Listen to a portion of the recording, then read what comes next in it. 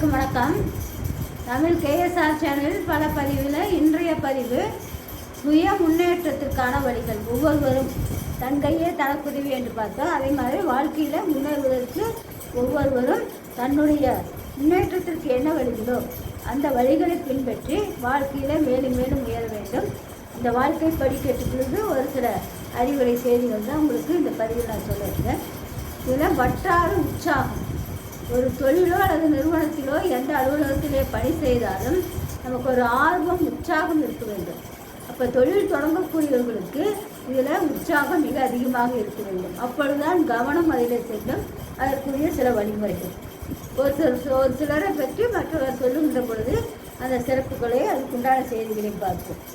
அதுவே அப்பா, அந்த மணி எப்படி மணிக்கணக்காக சோர்வு ஓய்வு இன்றி வேலை செய்து கொண்டிருக்கிறான், ஓய்வு இல்லாமல் வேலை செய்து கொண்டிருக்கின்றான் என்று ஒருவர் சொல்கிறார். அதுக்கு ஒருவர் மணிக்கணக்கு என்ன, மாத கணக்கில் கூட வேலை செய்யலாம், இப்படி செய்வதை நீங்கள் பார்த்தது இல்லையா என்கிறார். 2 பேர் உரையாடி கொண்டிருக்கின்றார்கள். அதில் ஒருவர் சொல்கிறார், எல்லாம் என்ன சார் காரணம், உற்சாகம்தான் காரணம் என்று ஒருவர் விஷயம் தெரிந்த பெரியவர் அவருக்கு சொல்கின்றார். ஆம், பெரியவர் சொன்னதுதான் உண்மை. வாழ்க்கையிலே எந்த சிறந்த பணியும் நாம் செய்வதற்கு உற்சாகமே உற்ற துணையாக இருக்கும். முதியவர் விஷயத்திலும் பொருந்தும், இளைஞர் விஷயத்திலும் பொருந்தும். இதில் சாதனைக்கு ஒரு வயது இல்லை என்று, வயது வித்தியாசம் இல்லை என்று சொல்வார்கள். ஒரு சாதனை படைப்பவர்களுக்கு எந்த வயதிலுமே சாதனை படைக்கலாம். சரி, அது ஒரு சான்று, 2-3 சான்றுகள் சொல்லப்படுது. ஒருவர் தன் மகளுக்கு திருமணம் என்று வந்த பொழுது வரிந்து கட்டி கொண்டு தாயும் தந்தையுமாக எத்தனை நாட்கள் தூக்கத்தை தூக்கி எறிந்துவிட்டு முழு மனதுடன் திருமண வேலையில் ஈடுபடுகிறார்கள். ஆனால் பெண்ணுக்கோ அல்லது மகனுக்கோ அந்த திருமணம் முடிந்த பின் மறுநாளே கால் வலிக்கிறது, தலை சுற்றுகின்றது, உடம்பெல்லாம் வலிக்கின்றது, என்னால் எந்த வேலையும் இன்று செய்ய இயலவில்லை என்று சொல்லி தன்னுடைய உடல் பலம் முழுவதும் விழுந்ததைப் போல பேசுகின்றார்கள். இதுக்கு என்ன காரணம்? நேற்று வரை ஓடி ஓடி உழைத்தவர்கள் இன்று சோர்வு வருவதற்கு என்ன காரணம் அப்படின்னு சொன்னால், அதில் உற்சாகம் குறைகின்றது. அதாவது நம்ம அதிகமாக வேலை செய்யணுங்கிற அவசியம் இதில் இல்லை என்று உற்சாகப்படுத்தும் போது தம்முடைய உடலும் அதற்கு ஒத்துழைப்பதில்லை. நமக்கு உற்சாகம் குறைகின்ற பொழுது சோர்வு ஏற்படுகின்றது, உடல் உறுப்புகள் பாதிப்பதைப் போல நமக்கு தோன்றுகின்றது. அதே போல்தான் தேர்விலே படிக்கக்கூடிய மாணவர்களுடைய நிலையும் அதேதான். பரீட்சைக்கு படிக்கும் மாணாக்கன் நிலையும் அதேதான். அதாவது பரீட்சை நடக்கும் பொழுது படிக்கின்றான். சிலர் அந்த தேர்வு வருகின்ற நெருங்கின்ற சமயத்தில் தான் இரவு பகல் என்று பாராமல் கூட படிக்கின்றார்கள். ஆனால் பரீட்சை முடிந்து விட்டால் கும்பகர்ணனுக்கு என்ன உறவு உண்டு எழுதுகின்றான். கும்பகர்ணன் அப்படின்னு சொன்னால் கம்பராமாயணத்தில் படைக்கப்பட்ட ஒரு கதாபாத்திரம். அந்த கதாபாத்திரம் உறக்கம் என்பதுதான் அவருக்கு. ராவணனுடைய தம்பி கும்பகர்ணன். அவன் எப்பொழுதும் தூங்கி கொண்டு தான் இருப்பான்.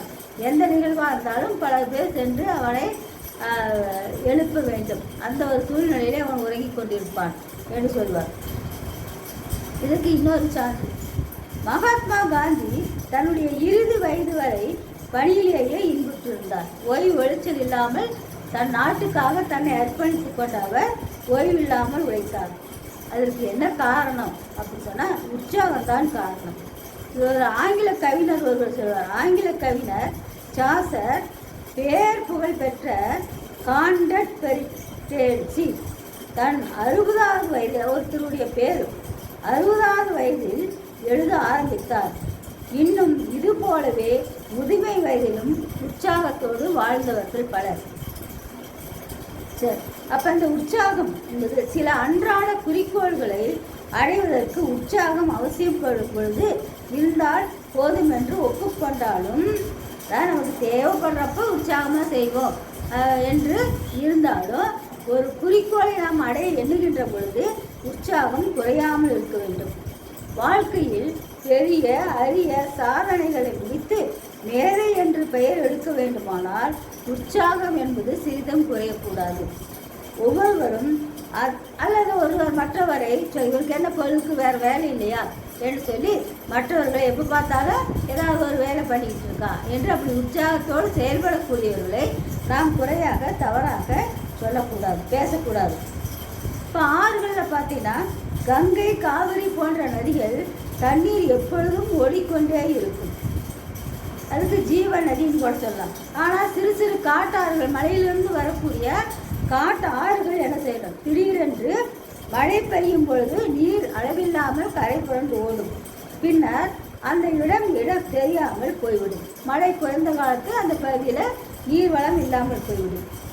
அதாவது நாம் என்ன செய்யணும், காட்டாறாக இருக்கக்கூடாது. அப்பப்போ தான் உற்சாகமாக இருக்கணும்னு இல்லை, காட்டாறாக இருக்கக்கூடாது. கங்கை, காவிரி போல என்றும் உற்சாகமான நீரோட்டத்தோடு நாம் விளங்க வேண்டும். அவ்வாறு இருந்தால் நம்முடைய வாழ்க்கை மேல் அப்படி இருந்தோமானால் நாம் மேதை என்று பெயர் எடுப்பதை தடுக்க யாராலும் முடியாது. நம்முடைய வாழ்க்கை ஒரு உயர்ந்த நிலைக்கு செல்லும்.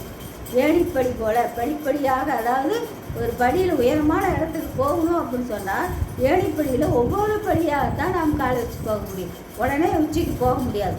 மலை ஏறக்கூடியவர்கள் நேர மலைக்கு போக முடியாது. சிறு சிறு பகுதிகளை கடந்தான் போக வேண்டும். அதே போல தான் நம் வாழ்க்கையும் முன்னேறுவதற்கு சிறு சிறு தடை கற்களையும் கடந்து முன்னேற வேண்டும் என்று முன்னேற்றத்திற்குரிய வழிகளை பார்த்தோம். அதே போல் என்றும் உற்சாகம் குறையாமல் முயற்சியோடு வாழ்க்கையில் உயர்வடைவதற்கு உண்டான வழிகளை செய்யுங்கள். வாழ்க வளமுடன். நன்றி, வணக்கம்.